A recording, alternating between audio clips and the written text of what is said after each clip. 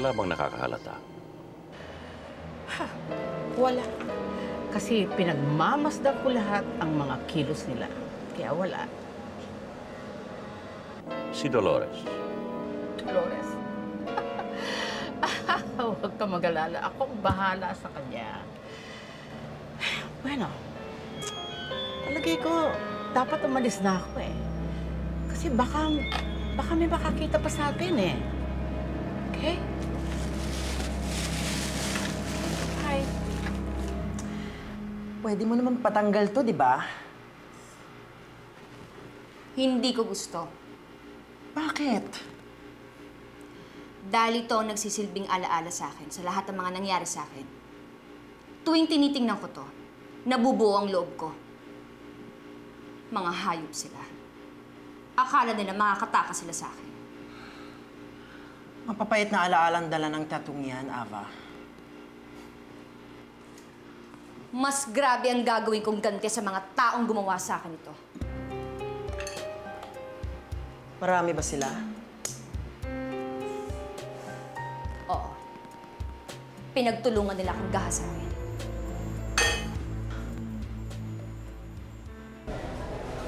Santi, sorry. Hindi sinasadya.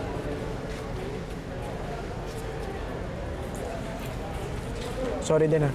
Masyado lang kasi ako concentrated sa laro, eh. Isabela, sorry din. Ako din, Isabela, sorry, ha.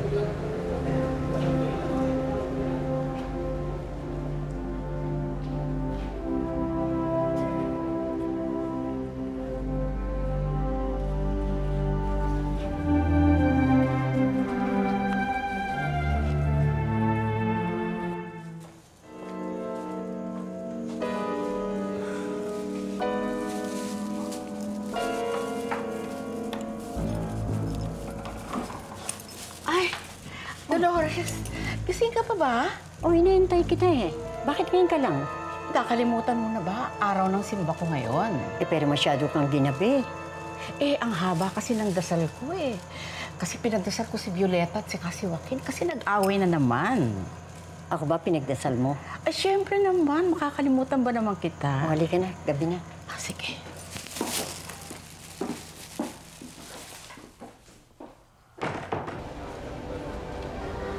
Michelle? Sorry dun sa ginawa ni Santi kay Rodolfo, ha? Wala na yung kay Rodolfo. Sige na, alis na ako.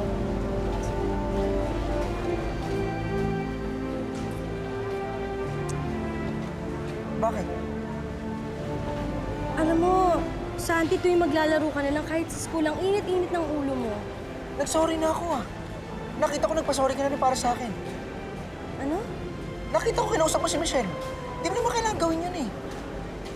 Nahihiya lang naman ako, eh. Bakit? Naniligaw rin ba si Rodolfo?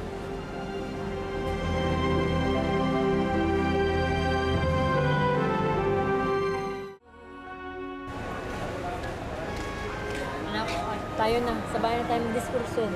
Dito na lang. Exciting to. Hindi na ako makakapaghintay. Dito na lang ako. Alam mo, Santi, kung mainit ang ulo mo, wag mo ako sinasali, ah. Nay, tara na. Isabela, sandali.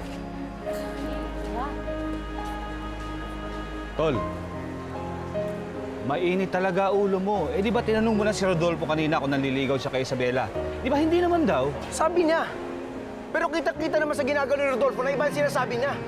Tinan mo. Mainit talaga ulo mo eh. Kung ako sa'yo, magsosorry na lang ako kay Isabela.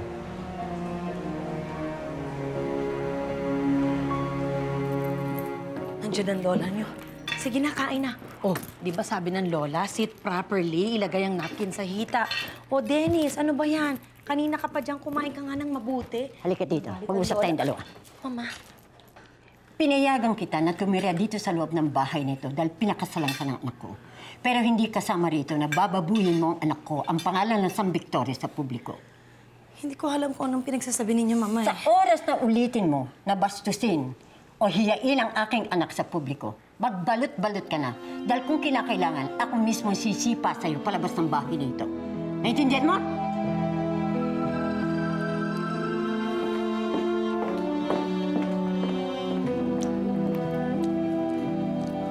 Mommy, what's wrong? kumain kayo mag-isa nyo. Yaya, pakainin niya yung mga bata. Alam mo talagang, pagka nakikita ko yung Violeta niya, talaga nagagalit ako eh. Lola, ano pong problema? Wala akong problema. Bale, Lola, maliligo po muna ako tapos gusto niyo po sabay na po tayo mag-breakfast. Oh, sige. Sige pa. Bilisan mo, ha? Apa.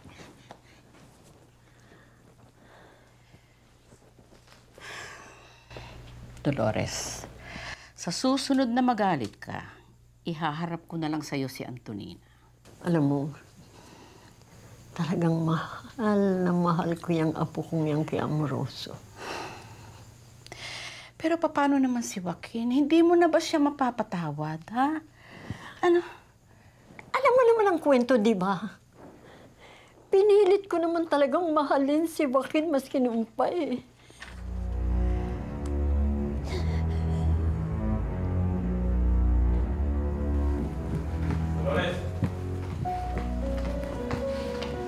Dolores, mag-usap tayo. Hindi! Hindi ko matatanggap ang bastardong yan! Kung mahal mo ko, dapat mahal mo rin yung mga mahal ko. May anak tayo! Nandun sa kwarto niya natutulog! Kailangan niya ng kapatid. Kaya kong bigyan ng kapatid si Amoroso! Pero magkapatid sila, Dolores. Hindi ko siya anak! Pero anak ko pa rin siya. Huwag mo isisi sa bata ang hindi niya pagkakamali. Ako ang nagkamali. Wala siyang ginawang masama.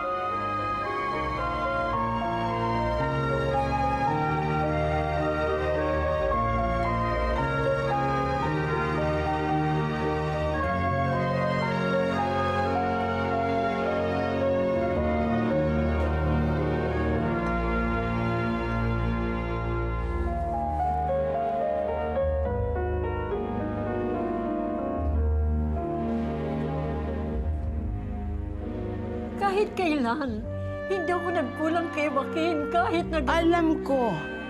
Pero sinong mag-aakalang si Joaquin pa rin? Ang magiging dahilan ng pagkamatay ng ama nila ni Amoroso. Di ba? Kaya namatay ang asawa ko dahil sa kanya.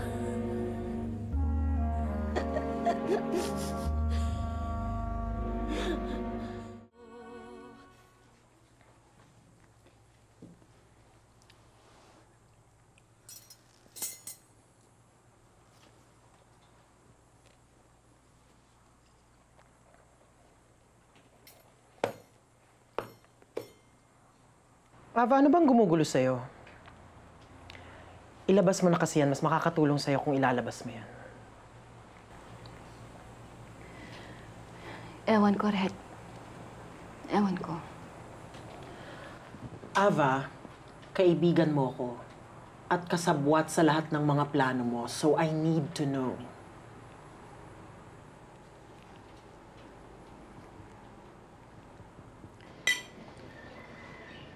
Sino siya? Sino? Si Isabela. Kapitbahay namin. Nagtitinda dyan sa palengke. Siya ba ang pinalit mo sa akin? Swerte niya. Kaibigan ko lang siya. Parang tayo ngayon.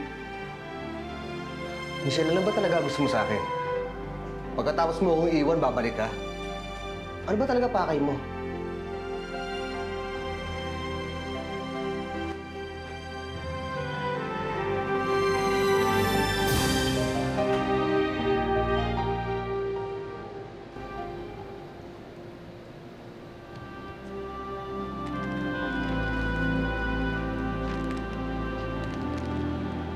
Sorry na.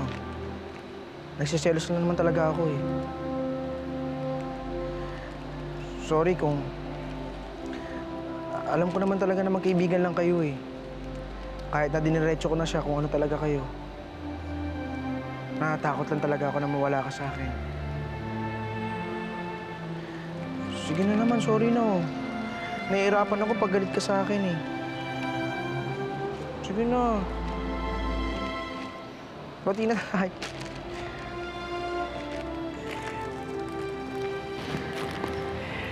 Sensya ka na. Bati na tayo.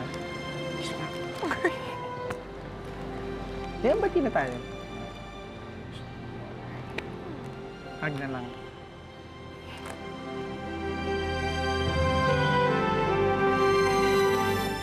Kami ang unang magkasintahan ni Joaquin San Victores.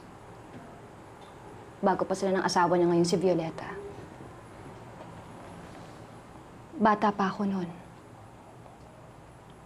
Walang muwang sa kadumihan ng mundo.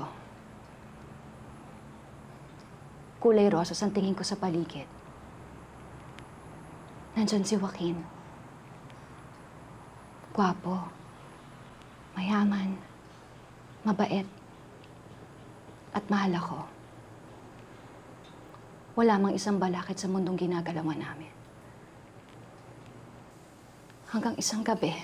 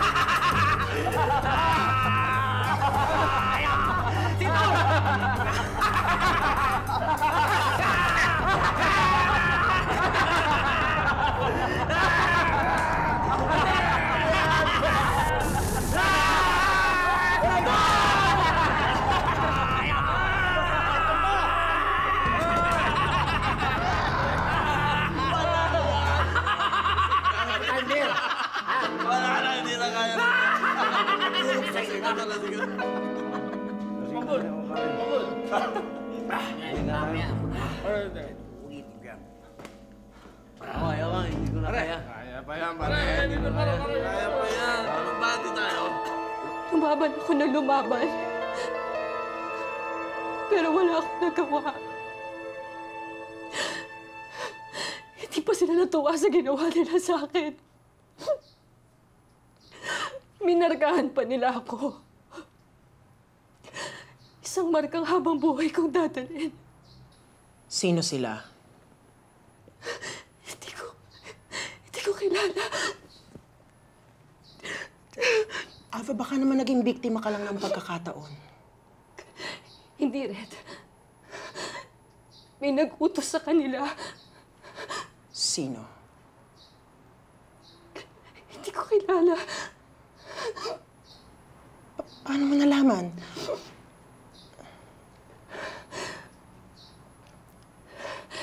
Pinagtagpi-tagpi ko lang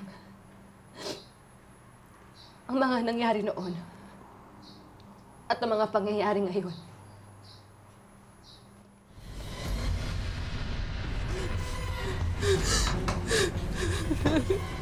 Abansenya?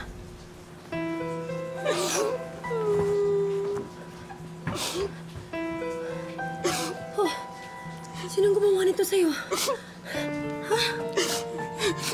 Ano nangyari? Hindi ko kakilala. Kailangan malaman to ni Joaquin. Wag! Hindi. Kapag nalaman niya, mawawalan siya ng pagmamahal sa'yo. Nadungisan ka na, Vansenya. Marumi ka na. Wala nang balikan ito. Huwag mo nang sabihin kay Joaquin. Pero di ko naman ito ginusto eh. Pero hindi niya maiintindihan. Anong gagawin ko? Magpakalayo-layo ka dito. Tutulungan kita.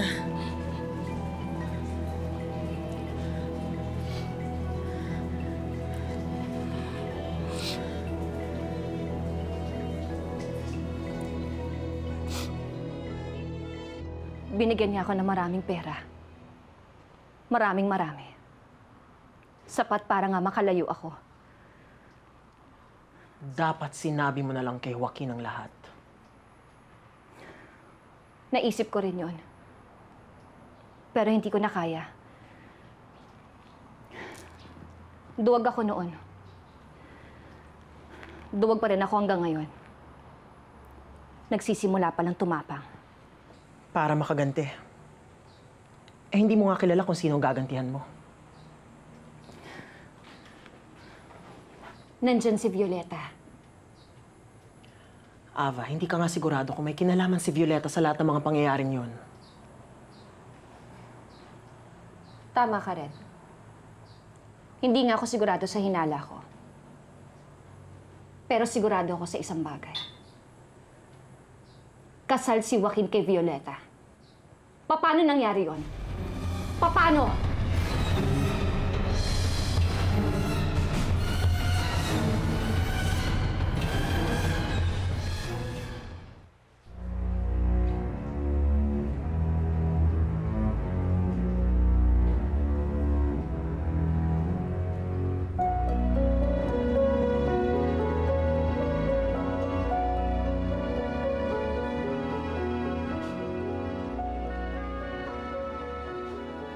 Alam mo, imbis na malungkot ka, dapat nga matuwa ka eh. Meron ka ng Michelle na babalik. Meron ka ng Isabelang nag-aantay. At meron ka pang Antoninang nagpapalipad hangin. Ang swerte mo talaga, pinsan. Ano mo, Boyong? Si Michelle, hindi ko nga alam kung bakit bumabalik. Si Isabela naman, hindi para sa akin, para kay Santi. Si Antonina, wala. Mabait lang talaga sa akin yun. Manhid ka lang. Hindi. Hindi ako manhid. Kaya nga gulong-gulo ko eh. Kasi ano?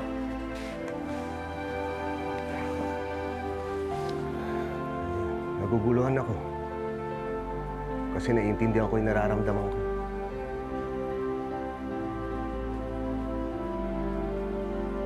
Tama ka. Paggulo ka nga. Nahihilo ko sa mga sinasabi mo.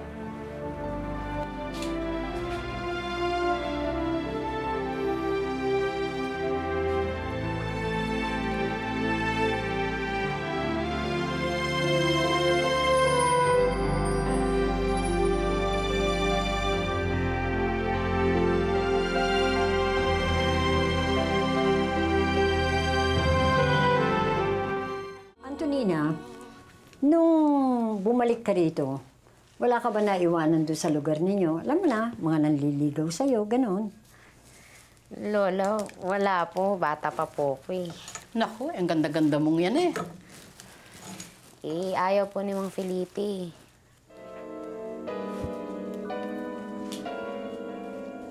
Sino? May kakilala ka bang Felipe?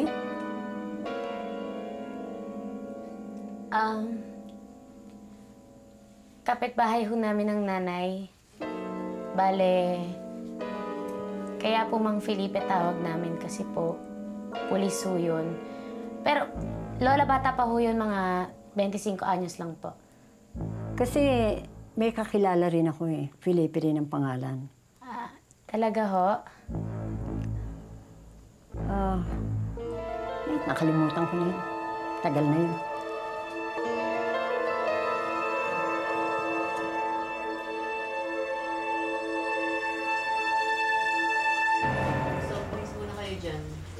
Aling Ella, magandang gabi po. Ba, Rodolfo. Isabela, Santi.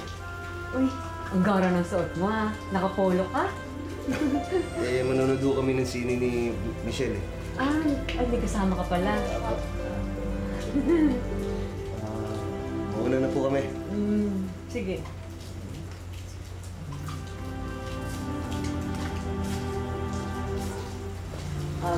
May iwan ko na kayo dyan.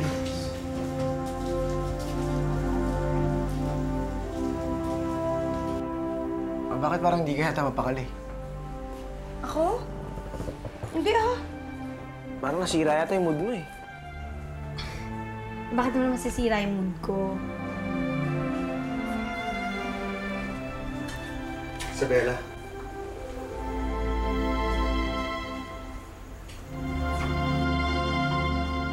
Halika dito. Saan? Halika dito.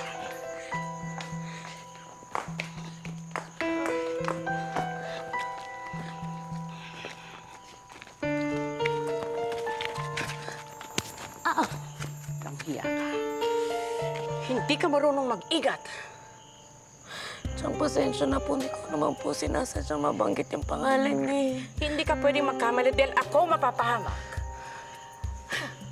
Kamunti ka nang mahuli. Kamunti ka nang mahuli na isa kang malaking peke. Peke!